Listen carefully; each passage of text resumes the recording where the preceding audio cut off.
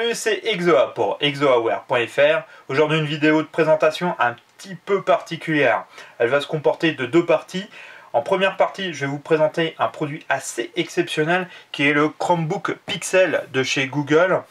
Un produit qui est exceptionnel parce que déjà il n'est pas disponible en France, il est juste disponible aux États-Unis et en Angleterre. Et surtout, vous allez voir, c'est un produit qui ressemble beaucoup à un autre produit d'une marque américaine. En deuxième partie, je vais vous parler du système d'exploitation Chrome OS de chez Google. Vous allez voir, c'est un système d'exploitation qui prend de plus en plus de parts de marché en Europe et aux États-Unis et qui a des choses assez intéressantes. Donc on commence tout de suite avec le Chromebook Pixel.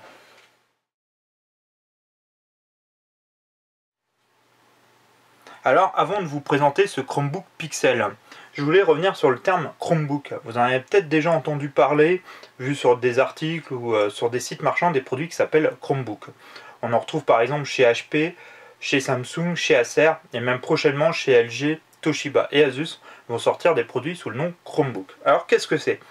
Tout simplement, c'est des ordinateurs qui fonctionnent sous le système d'exploitation Chrome OS de chez Google. On verra bien sûr ce système d'exploitation en deuxième partie. Alors Chrome OS, c'est bien sûr le système d'exploitation de Google, ça n'a rien à voir avec un PC sous Windows, un macOS ou un Linux. Ça ressemble quand même à une base Linux, c'est la même base, mais bon, c'est vraiment du Google. Ça n'a rien à voir non plus avec Android, c'est un système à part pour les ordinateurs. Donc Google a voulu sortir par contre, quand a sorti son système d'exploitation, a voulu sortir un produit un peu fleuron haut de gamme qui présente toutes les fonctionnalités de Chrome OS. Et ils ont sorti le Chromebook Pixel. Alors après, pourquoi Pixel? Tout simplement, c'est parce qu'il utilise un écran à haute résolution concurrente du modèle Retina par exemple de chez Apple. Donc on retrouve un écran de 12,85 pouces avec un format 3/2 qui est un peu particulier. Alors Google dit qu'ils utilisent ce format-là par rapport à un 16/9 parce que pour regarder des pages internet, c'est plus simple. En fait, ça évite de scroller énormément à la verticale. Voilà, bon, c'est un format un peu particulier, on n'est pas habitué. Mais bon, c'est très agréable quand on l'utilise. On retrouve, vous allez voir par contre, une résolution de 2560 par 1700 avec quand même 239 de pp. On a aussi une dalle multipoint tactile. Donc ça c'est plutôt intéressant aussi. Ça permet d'avoir 2-3 fonctions intéressantes, surtout pour de la photo ou quand on utilise par exemple Google Maps ou des fonctions comme ceci. Autrement, vous allez voir, ça ressemble énormément à un ordinateur portable traditionnel. On retrouve dedans un Core i5 à 2 x 1,8 GHz avec 4 Go de mémoire RAM. Là, on a le modèle à 32 Go de SSD. Alors vous allez voir, il y a une petite particularité avec le stockage. Il existe un modèle un peu plus haut de gamme à 64 Go de SSD. On va retrouver du Wi-Fi A, B, G et N en dual band, du Bluetooth 3.0. On a bien sûr une webcam sur la partie haute. On va retrouver aussi dessus, sur la version haut de gamme, une puce 4G LTE. On a une finition tout en aluminium, vraiment toutes les coques sont en aluminium, même en dessous. On a un clavier rétroéclairé, un grand touchpad. Ça ressemble énormément à un MacBook Pro Retina, il ne faut pas se le cacher. Vous allez voir au niveau, on retrouve ici un lecteur de carte SD MMC. On a, mais autrement, rien du tout, et c'est vraiment une finition exemplaire. On va voir juste la connectique ici avec notre prise d'alimentation, prise mini DisplayPort pour brancher un écran externe ou sur une télé, 2 ports USB 2 et une prise jack 3,5 pour brancher un casque. Donc voilà, on retrouve juste ici une barre qui s'allume en fait quand on ouvre l'ordinateur. Alors je vais essayer de vous la montrer, je sais pas, vous voyez, je sais pas si on la voit bien. Voilà, elle passe bleue. Comme je vous disais, on a un clavier rétroéclairé, donc ça c'est quand même assez agréable quand on l'utilise de nuit ou avec peu de lumière. Donc ça ressemble énormément à un MacBook Pro en format 3/2. Donc c'est un ordinateur qu'on trouve aux États-Unis et en Angleterre en modèle de base comme celui-ci à 1299 $. Donc le prix est assez élevé. Et le modèle avec 64 Go de SSD et la puce 4G LTE est à 1499 $. Donc c'est vraiment, vous voyez, le fleuron, le haut de gamme de chez Google sous ce fameux système d'exploitation Chrome OS. Donc c'est un produit aussi au niveau du poids, il y a eu un gros travail, il fait que 1,52 grammes. Vous voyez, replié, il est assez fin. Donc vraiment, on est proche d'une finition de chez Apple. C'est vraiment un des premiers ordinateurs que je peux voir vraiment comme concurrent des produits de chez Apple au niveau fabrication, finition. C'est vraiment exemplaire, il n'y a vraiment rien à dire là-dessus. Google a vraiment fait un super boulot. Alors c'est un peu plus foncé au niveau du coloris qu'un MacBook Pro Retina par exemple. Mais bon, il y a juste un peu dommage qu'ils ont fait sortir la charnière, ils auraient pu l'incorporer, ça aurait été vraiment génial. Mais bon, vraiment, c'est un très très beau produit. Bon, hélas, c'est un produit qu'on ne trouve pas en France, même aux États-Unis, il est souvent assez compliqué. Il était offert à la conférence pour les développeurs, donc c'était un beau cadeau. Donc voilà, au niveau de ce Chromebook Pixel, c'est vraiment un produit exceptionnel. C'est pour ça que je ne vous fais pas vraiment un test, parce que il y a peu d'intérêt, c'est très compliqué d'en trouver en France. Voilà, c'est juste vous présenter vraiment ce qu'est capable par exemple de faire Google, qui commence à être un des plus gros concurrents par exemple pour Apple, à sortir des produits de ce type là. Juste vite fait au niveau de l'autonomie, c'est là où ça pêche un petit peu, on est à un peu moins de 5 heures. On est plus même vers les 4 heures d'autonomie en utilisation. Donc voilà ce Chromebook Pixel. Si vous avez l'occasion de le voir ou de pouvoir le tester, je vous le conseille parce que c'est vraiment impressionnant. C'est vraiment un petit ordinateur qui est vraiment bluffant.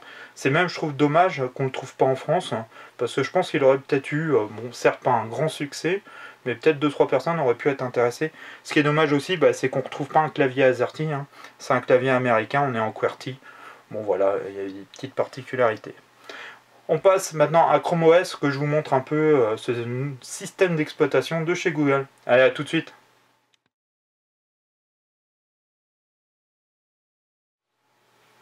Alors pour commencer cette présentation de Chrome OS, je voulais vous montrer déjà le temps de démarrage de ce système d'exploitation qui est vraiment très rapide.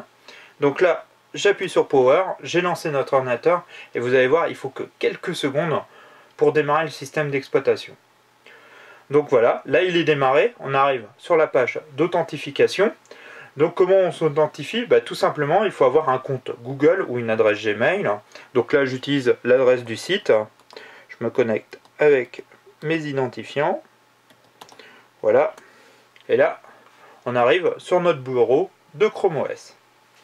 Alors, vous allez voir, il y a vraiment un truc qui est assez impressionnant. C'est qu'en fait, ils ont créé un système d'exploitation autour de leur navigateur internet Chrome, que vous connaissez sûrement, qui existe sur PC et Mac. Et on retrouve vraiment la même chose avec nos favoris, notre barre de favoris, de recherche, c'est vraiment la même chose. Et vous allez voir, tout tourne autour de ce navigateur. Autrement, là on a un bureau, mais on ne peut pas mettre d'icônes, on peut juste les mettre en bas. Ici, on a le bouton pour se connecter en Wi-Fi, avec les quelques paramètres qu'on peut modifier sur l'ordinateur. Vous allez voir, c'est vraiment réduit. Et le pire, c'est que si on veut modifier, ça va nous lancer directement en fait dans le navigateur. Vous voyez les paramètres. Et ça marche avec des onglets, la même chose. Et les applications, tout simplement, vous allez les retrouver sur le Chrome Web Store et pouvoir télécharger les applications qui sont déjà disponibles. Alors, il ne faut pas vous dire, c'est pas non plus un super magasin d'applications. On en trouve pour le moment beaucoup de Google et quelques-unes de d'autres développeurs. Par exemple, je vais vous mettre les plus populaires. On va retrouver bien sûr YouTube, Google Music, Google Documents, Google Drive et compagnie. On va avoir quelques jeux comme Angry Bird, 2-3 bricoles, mais bon, c'est pas non plus la panacée au niveau logiciel. Mais si vous utilisez déjà un navigateur Chrome, en fait, vous n'allez pas être dépaysé, c'est vraiment, en fait, ça fonctionne qu'autour de ça. Et c'est assez intéressant parce que maintenant on fait quand même beaucoup de choses avec un navigateur internet et ils sont partis sur ce principe là qu'en fait ils ont fait un système d'exploitation autour. Au niveau des icônes en bas, en fait tout simplement c'est des applications qu'on pourrait avoir. On retrouve Google Drive, vous voyez YouTube, on a un Gmail et voilà c'est tout. Les applications c'est que des applications en fait qui sont déjà disponibles. Vous voyez comme je vous disais Angry Bird. Donc après, ça marche très bien. Il n'y a pas trop de latence, mais il faut vraiment se dire une chose, c'est que la plupart du temps, il faut avoir une connexion internet, autrement l'ordinateur ne sert vraiment presque à rien. On pourra juste, si on n'a pas de connexion internet, regarder les photos qu'on a stockées sur le SSD de 32 Go, ou si vous avez une modèle haut de gamme, le 64, regarder des films, écouter de la musique, autrement, et juste consulter avec Gmail hors ligne. Autrement, ce qui est sympa, par exemple, avec l'écran tactile, c'est qu'on peut jouer à des jeux comme Angry Bird, il n'y a vraiment aucun souci. Donc, pareil, l'écran tactile pour les photos, c'est plutôt pas mal. Et c'est assez bizarre parce qu'en fait, on se rend compte qu'un ordinateur à côté, on n'en a pas toujours besoin. Et qu'un ordinateur comme ceci fait déjà quand même beaucoup le boulot. On peut retrouver quand même Google Documents qui permet quand même de rédiger des fichiers comme type Word ou Excel sans trop de difficultés. Bon, là on est vraiment sur un modèle haut de gamme, donc c'est vrai, pour vous présenter, il n'y a aucun souci, vous voyez, ça lag pas, il n'y a pas de problème. Mais tout tourne en fait autour du navigateur Chrome, et on va retrouver vraiment les mêmes fonctions. Donc le store, pareil, que vous pouvez, quand vous téléchargez des extensions ou des applications, sur par exemple un PC ou un Mac, vous allez les retrouver automatiquement sur votre Chromebook. Et pareil, si par exemple vous vendez votre Pixel et vous achetez un autre Chromebook chez HP, dès que vous allez rentrer vos identifiants Google, vous allez retrouver tel quel votre environnement. Et vraiment tel quel, c'est ça qui est assez impressionnant. Avant d'utiliser ce Pixel, j'ai utilisé un modèle de chez HP. Et juste un petit peu de temps, j'ai rentré, j'ai retrouvé tel quel. Et ça, c'est vraiment une prouesse au niveau de la synchronisation, c'est vraiment super agréable. Ça veut dire que vous pouvez arriver chez un pote, vous vous connectez directement avec votre compte et vous retrouvez tout votre environnement avec votre Google Drive, avec vos photos, vos documents et tout ça. Donc ça marche très très bien. Le seul truc qu'il faut savoir, c'est qu'il faut vraiment avoir une connexion internet, et c'est pour ça qu'ils ont sorti un modèle en 4G LTE qui permet bien sûr d'être toujours connecté et de pouvoir récupérer toutes vos données que vous pouvez avoir en ligne. Mais c'est vraiment, en fait, comparé à un Windows ou à un macOS, en fait là, tout se fait la plupart du temps en ligne. C'est pour ça qu'on a très peu de SSD. Mais si vous êtes étudiant et que vous avez une connexion Wi-Fi à la fac ou au lycée ou un truc comme ça, pour rédiger des documents, gérer des documents et tout, il n'y a aucun problème. En plus, c'est très léger, vous avez vu à la vitesse que ça démarre, c'est impressionnant. J'ai vraiment été superbement agréablement surpris, vraiment, par Chrome OS, parce que c'est très agréable à utiliser. C'est rapide, ça lag pas. Bon, c'est sûr que j'ai utilisé sur le modèle haut de gamme, mais même j'ai, comme je vous ai dit, utilisé sur un modèle HP qui est quand même avec à la base un Celeron. C'est pareil, c'est un système qui demande très peu de ressources. Et c'est même bizarre qu'ils aient mis autant de mémoire RAM et autant de vitesse de processeur, parce qu'au final, il n'y en a vraiment pas besoin. Il faut savoir quand même que maintenant, on peut faire aussi du montage vidéo, on peut faire un peu de retouche photo. Il y a de plus en plus de développeurs qui s'intéressent à ce système-là. Et il faut savoir aussi que Chrome OS, sur le dernier trimestre de Noël, aux États-Unis, ça fait, je crois, entre plus 20 et plus 30%. Donc ça commence à prendre une part du marché, il y a d'autres fabricants qui commencent à s'y mettre. Je pense que c'est vraiment un système qui a de l'avenir. Ça peut remplacer par exemple un petit netbook ou des choses comme ça. Et c'est quand même plus agréable à utiliser, parce que souvent les netbooks avec Windows, ça ramait, mais sévère quoi. Donc c'est un produit, si vous recherchez juste un ordinateur pour aller sur internet, gérer vos documents, vos photos, les partager et tout ça, il est vraiment fait pour vous. Souvent, bon là ce modèle là est excessivement cher, mais les autres Chromebooks des autres marques sont aux alentours des 300 €, donc vraiment des prix d'entrée de gamme, et on fait quand même pas mal de choses assez intéressantes. J'ai même fait, il y a un client VNC qui existe dessus, donc on peut sans problème faire de la virtualisation. On retrouve aussi un client pour faire du SSH. Putain, c'est vraiment un truc de fou quoi. Et ça marche bien quoi. On retrouve Spotify, Deezer, Google Music. On retrouve aussi Plex, par exemple, si vous avez déjà un media center de ce type là. Bon, bien sûr, il y a de la webcam. Alors, ce qui est dommage, on n'a pas Skype. Ils nous forcent à utiliser leur système de chez Google, qui est pas top.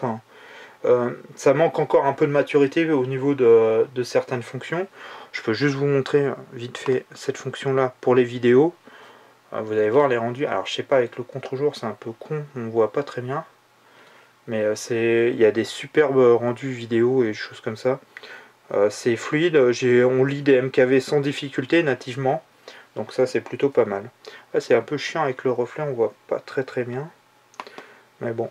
Donc c'était vraiment pour vous présenter le système, parce que si vous cherchez un ordinateur à pas cher, avec un système d'exploitation, parce que vous allez sur Facebook, sur Twitter, vous allez rédiger 2-3 documents, partager des photos et des choses comme ça, franchement c'est un ordinateur qui est fait pour vous. Si vous n'avez pas besoin d'avoir de puissance de calcul, parce que vous ne faites pas de montage vidéo, parce que vous ne faites pas de jeu ou de choses comme ça, bah franchement pour 300 €, des fois même moins, vous trouvez des ordinateurs. Alors certes c'est pas des bêtes de course, mais qui vont faire tourner ce système qui est très léger, et qui va démarrer rapidement. Vous allez pouvoir faire à peu près tout ce que vous voulez. Et c'est vrai qu'on se rend compte que de plus en plus, en fait, on n'a plus besoin d'avoir de stockage ou de puissance, qu'on a largement tout ce qu'il faut sur un navigateur internet. Et Google l'a compris, et je pense que c'est pour ça qu'ils prennent des parts de marché, parce qu'il y a de plus en plus de gens qui n'ont plus besoin d'avoir énormément de puissance, qui ont un PC par exemple chez eux et en déplacement prendre un ordinateur comme ça, et c'est largement suffisant. Par contre, le seul truc, il vous faut une connexion internet. Autrement, vous êtes bloqué, il faut le dire clairement. Pas d'internet, vous êtes bloqué. Mais bon, voilà, maintenant on trouve quand même des connexions Wi-Fi à peu près partout. Vous allez dans un McDonald's, le Wi-Fi il est gratos. Votre ordinateur, vous le mettez en modem, vous avez de l'internet. Donc c'est plus si gênant que ça. Ça aurait été ça dans les années 2000, ça aurait été autre chose. Mais là, il n'y a vraiment plus de soucis, quoi. Donc voilà, c'était une petite présentation rapide du Chromebook Pixel et de Chrome OS. Voilà, j'espère que je vous aurai fait intéresser à ces produits, parce que je pense qu'il y a un avenir. Et il y a 2-3 bricoles qui devraient arriver, et je pense qu'ils peuvent être intéressantes. Donc voilà, je vous dis à très vite sur exoaware.fr. Allez, ciao!